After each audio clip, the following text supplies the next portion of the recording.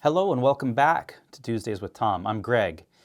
So this week I just want to touch on the recent call that licensing had related to the new infection control plan. A few weeks ago a pin was released, and we'll put that pin in the link below, basically stating that all facilities, all adult residential facilities and residential care facilities for the elderly are required to have in place an infection control plan, and everyone needs to have that by the end of June 2022. So the big question is this: why do I need to have an infection control plan? Because I've already submitted my mitigation plan. Well, the infection control plan is a bigger and more permanent plan, and it's really intended to be your facility's overall approach to how infection control will be managed. The mitigation plan was simply geared toward COVID-19 specifically, and everything in that plan really addressed COVID, and it didn't really take into consideration the future types of infections that may come about. Infections of any kind, even the ones that we currently deal with. So just know that there is a difference between the two. Also know that currently the mitigation plan stands, and once your infection control plan is submitted, that will take over. But you must have that infection control plan submitted before the end of June 2022. If you need help with that, give us a call.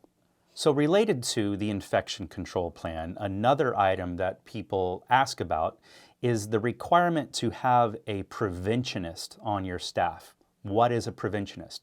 Well, that's an individual who's responsible for training all of your staff on your infection control plan, and then making sure that the plan is current or updated, and that any changes are communicated to licensing.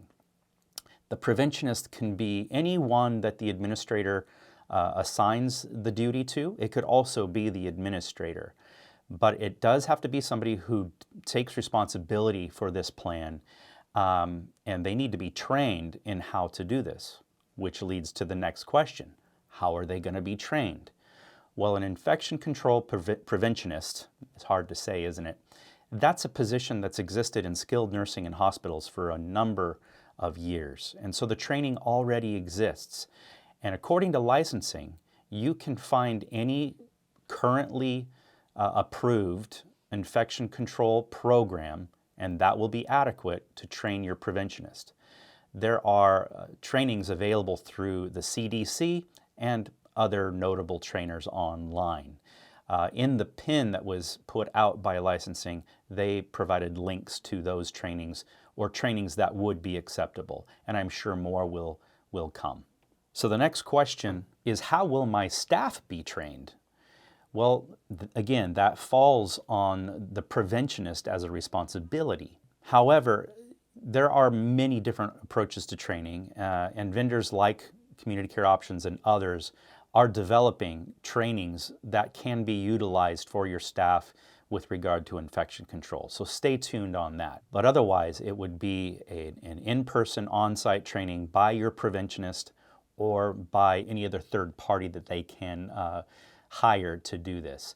And it may be pieced together. It could be that you hire maybe a nurse to come in and do certain kinds of trainings. It's not required by any means that you utilize nurses to do these trainings, but there are many ways to approach it. This is all very new, so if you have questions moving forward, do feel free to reach out to Community Care Options.